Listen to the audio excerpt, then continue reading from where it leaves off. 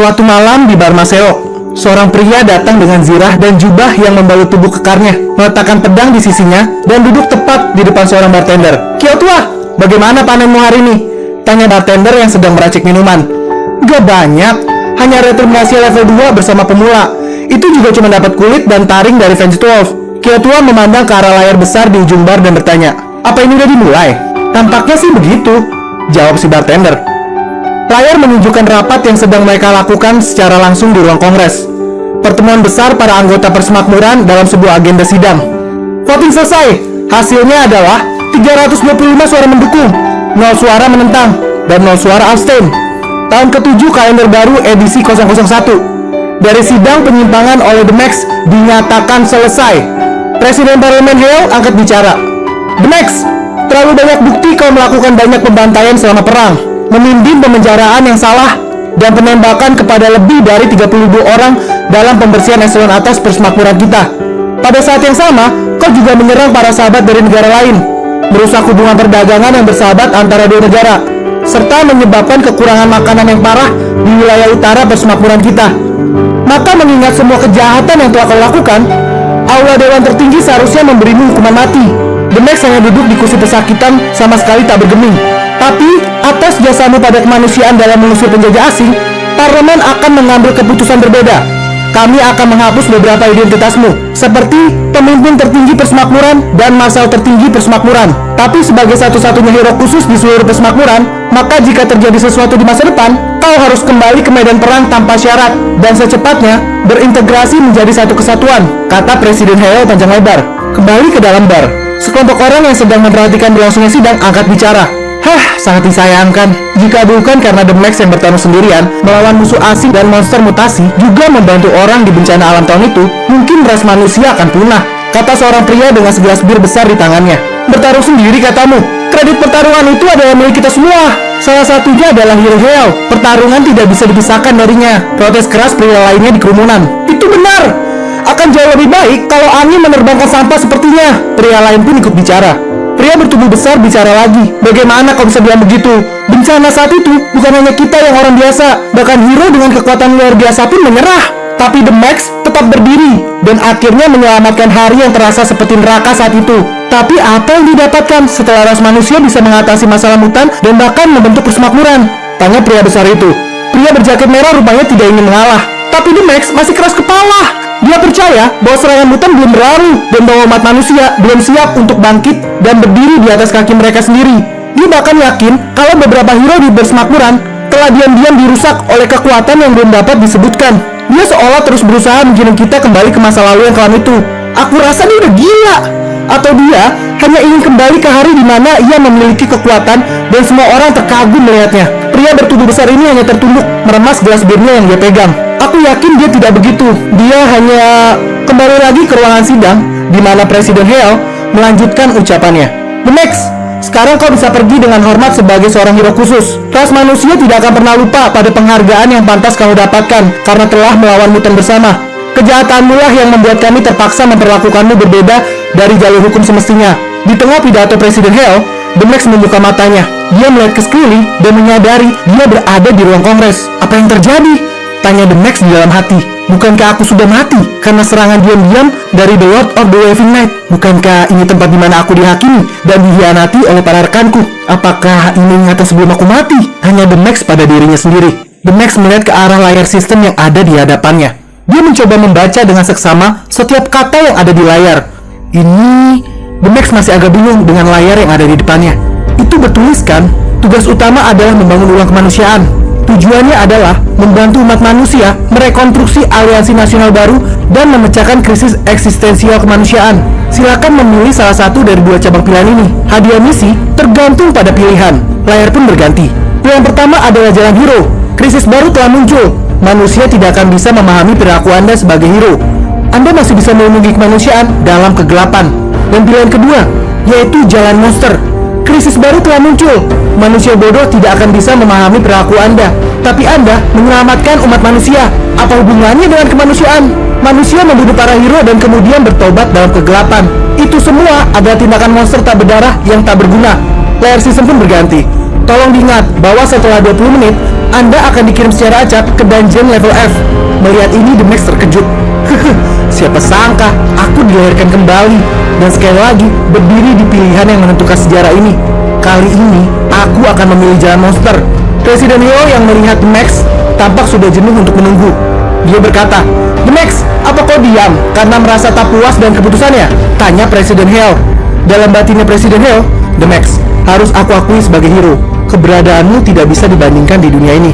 Tapi sebagai ketua, aku tidak punya emosi dan kebijaksanaan politik sama sekali. Dengan kau yang hanya berdiri di sana, telah membuat banyak orang kehilangan minat. Selama beberapa tahun kebelakangan, persemakmuran sudah sepenuhnya menghancurkan martabatmu di mata masyarakat. Persemakmuran sudah sengaja membiarkanmu sebagai hero yang luar biasa yang memimpin umat manusia keluar dari kegelapan di masa lalu. Kini hanya menjadi hama tua dengan pemikiran kolot dan juga obsesinya yang begitu ingin kembali menjadi hero. Kau hanya batu sandungan yang mencegah umat manusia bergerak menuju masa depan yang lebih baik.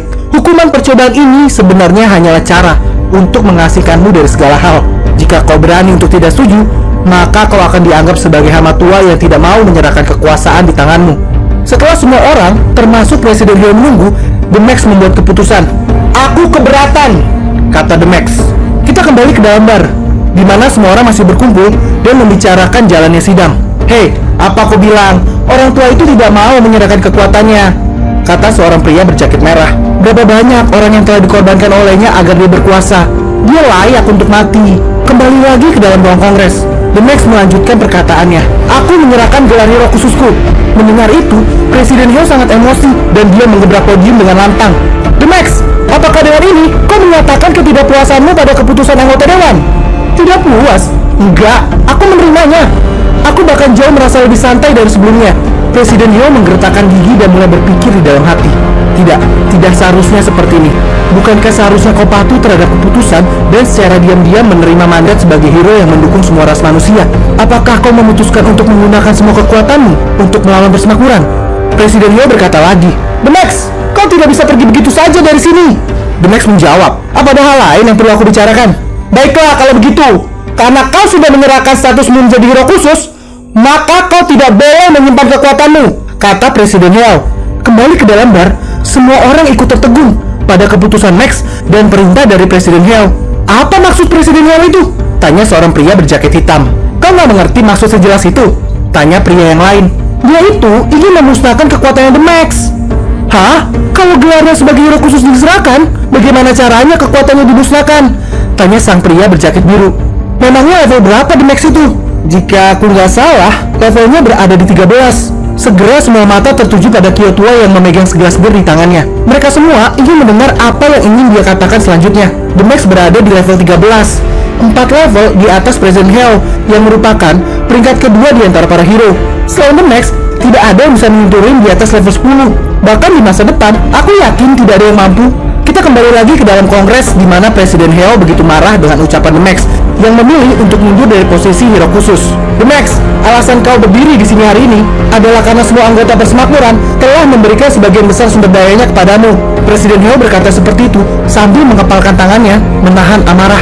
"Ini adalah hasil kerja dari semua orang di persemakmuran, semua orang yang bahkan mengorbankan dirinya sendiri. Kau bisa saja membuang identitasmu, tapi kau tidak bisa pergi begitu saja dengan membawa hati dan jiwa semua orang persemakmuran seperti itu. Ini akan memalukan bagi kami dan semua orang yang ada di persemakmuran. Jadi jika kau ingin pergi, maka kau harus menyerahkan semua kekuatanmu," kata Presiden Hyo dengan tegas. The Max menjawab itu, "Semua kekuatanku?" Semua orang menunggu keputusan The Max dengan rasa penasaran. Presiden Hyo dan para anggota kongres sudah terlihat begitu khawatir. Keringat membasahi dahi dan gigi mulai menggertak. Begitu juga dengan penduduk yang sedang menonton siaran langsung di bar Maselok. Mereka menunggu dengan cemas apa yang akan The Max katakan. "Baiklah, aku akan memberikannya." The Max mengangkat satu tangannya tinggi-tinggi ke udara, dan dari telapak tangannya, dia mulai memusatkan kekuatan. Sebuah cahaya berbentuk bola berwarna biru muncul. Semakin lama, kekuatan itu semakin besar, memenuhi ruangan kongres, dan dengan cepat membuat semua anggota persemakmuran kesakitan. Para anggota persemakmuran tersungkur di mejanya masing-masing. Sakit yang menusuk itu membuat mereka merintih. "Tolong aku! Tolong aku!" Rasa sakit itu tak luput melanda Presiden Hyo. Dengan kedua tangan menjadi tumpuan di atas meja, dia mencoba menahan rasa sakit yang dia terima. Ini sangat kuat. Seperti Seberkas cahaya memancar keluar dari tubuh Presiden Heo. Dia menggunakan kekuatan maksimalnya yang bahkan bisa menemukan meja yang menjadi tumpuannya. Dia berkata, "Aku yang hero level 9 harus menggunakan semua kekuatanku untuk menahan dorongan agar tidak berlutut di depannya." The Max berkata lagi, "Karena kau menginginkannya, maka aku akan membalikannya." Cahaya kebiruan milik The Max melesat ke udara. Kekuatan itu bahkan menembus atap ruang kongres hingga ke langit. Mata semua warga yang berada di kota segera tertuju pada cahaya biru yang memancar dari gedung kongres. Gelegar kekuatannya terasa hingga seluruh pelosok negeri. Orang-orang bertanya, fenomena misterius apa ini? Apakah ada monster kelas king lagi yang turun? Hei kalian semua, cepatlah berlindung! Situasi kota mendadak riuh. Semua anggota persemakmuran yang berada di ruang kongres pingsan. Mereka tak sanggup menahan kekuatan The Max. Pelepasan kekuatan The Max menyisakan Presiden Heo yang masih berdiri lemas di mejanya. Dia berkata, "Ini sangat menakutkan. Akhirnya aku mampu bertahan 10 menit sebelum kekuatannya tersebar," kata Presiden Heo yang tampak lega. "Tapi ini berarti dia sekarang hanyalah manusia biasa." Hahaha. Karena itu, aku tidak perlu lagi takut padanya. Senyum mengerikan itu terbit di wajah Presiden Heo. The Max yang telah membuang kekuatannya membuka topengnya dan membuangnya begitu aja. Presiden Heo yang melihat itu, dia berteriak, Pergilah kau The Max, keluarlah dari tempat ini agar kematian akan segera menjemputmu di luar sana." Seberkas cahaya kemerahan menyala cepat, dan seketika itu juga sosok The Max menghilang dari pandangan. Presiden Heo menganggap tak percaya, dia menghilang. Bagaimana mungkin? Sistem mengatakan teleportasi acak telah diaktifkan dan segera memilih room rahasia level 4, Mother Spider Hatching Nest. Sebuah gerbang teleportasi terbuka dan sekelompok orang berjalan keluar dari gerbang tersebut. Sebuah gerbang teleportasi terbuka dan sekelompok orang berjalan keluar. Si kapten berbicara, "Perhatian semuanya, kali ini kita memasuki rim rahasia level 3 dengan musuh umum monster level 1 dan 2. Bos final rim rahasia ini hanya Spider level 3. Relatif mudah bagi kita yang merupakan pasukan Steel Cutting yang semua anggotanya berada di level 2. Hanya saja ku dengar monster di sini adalah laba-laba yang berukuran sebesar manusia." Si kapten mencibir, "Apa di antara pasukan ini ada yang takut dengan laba-laba?" Yang Kian, dengar kata kapten, "Jangan takut ya." "Hah? Jangan meremehkan aku. Aku nggak takut, kapten. Udah berhenti bercanda. Ayo kita mulai aja. Aku lagi benar-benar miskin banget ini, dan aku harus segera memburu monster untuk menghasilkan uang." "Iya, aku juga, kapten.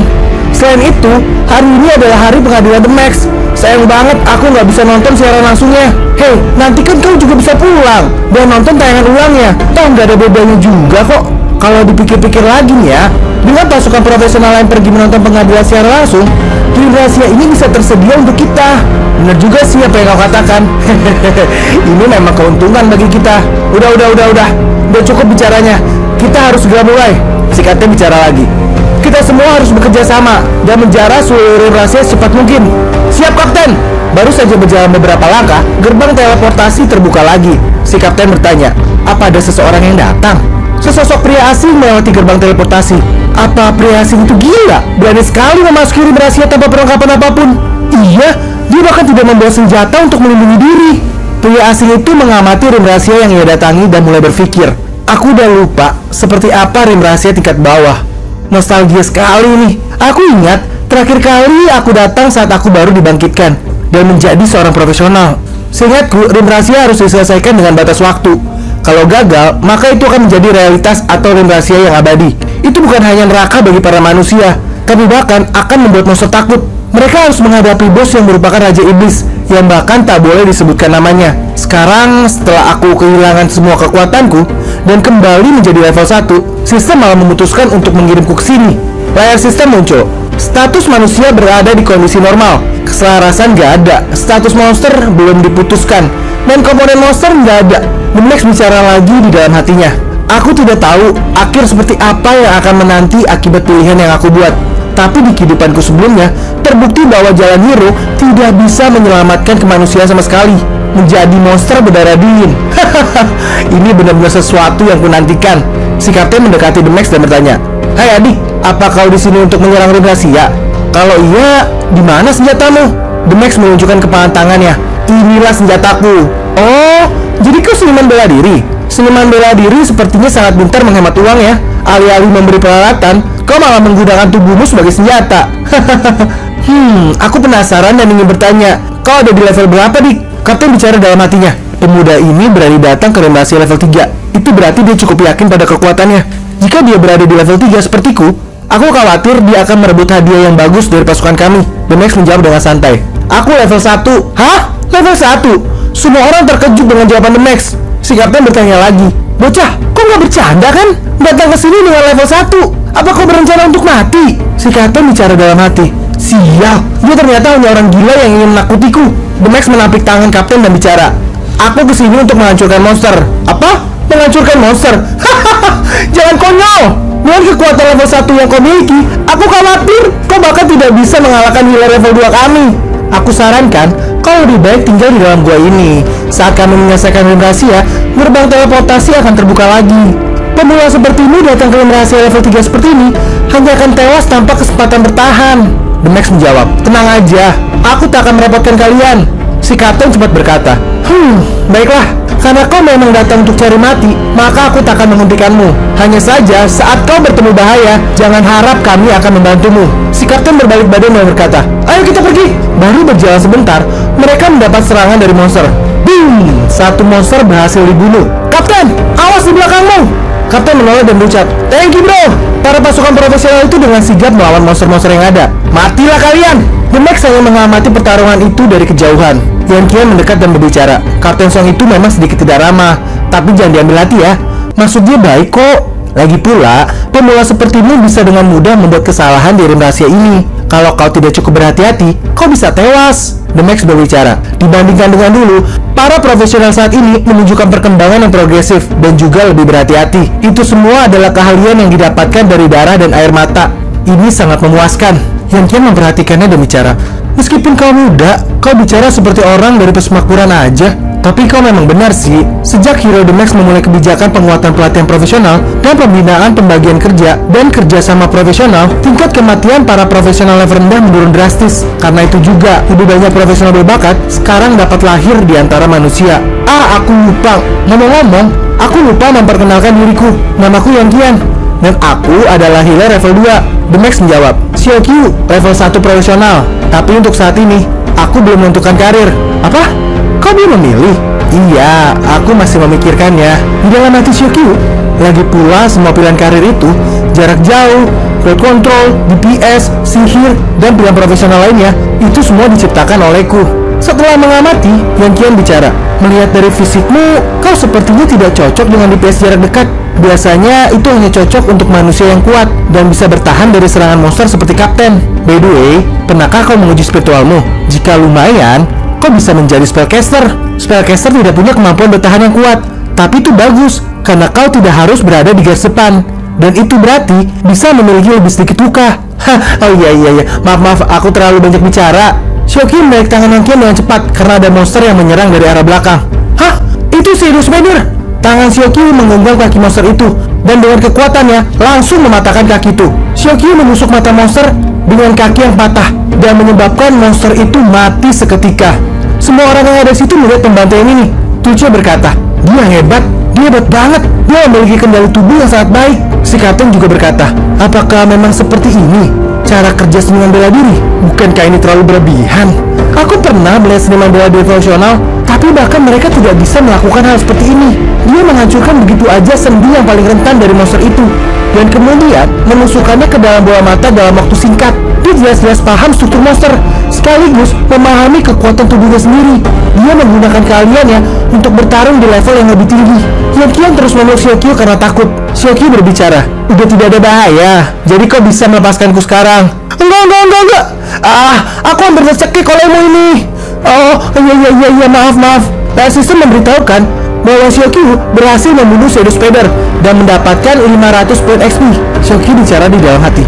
Kelihatannya memilih jalan monster tidak mempengaruhi sistem level. Sistem level tidak membuatku khawatir tentang penghalang antar level. Sebaliknya, aku bisa naik level dengan membunuh monster.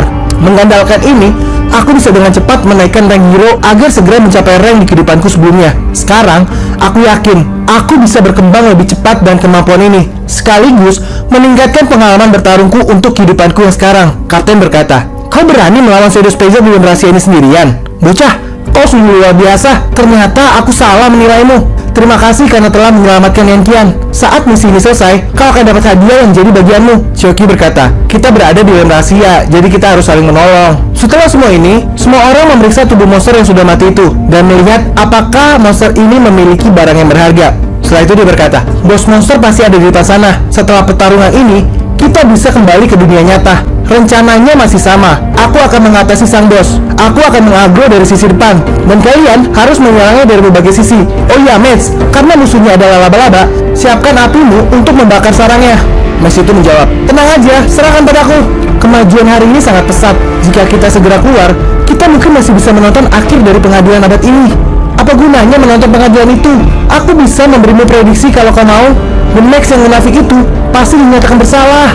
Sebenarnya aku hanya penasaran dengan wajah di balik topeng itu. Tidak ada yang pernah melihat penampilannya di balik topeng, bahkan hingga hari ini. Max ini berkata, aku mendengar rumor kalau The Max sebenarnya adalah seorang wanita. Aku dulu pendukungnya dan mengira dia adalah penyelamat umat manusia. Tak disangka, dia justru membantai semua manusia di kota Tugah yang kian membantai itu. Jangan membicarakannya seperti itu. Aku mendengar kalau ada infeksi demon yang turun ke kota itu dan mengubah semua orang menjadi monster.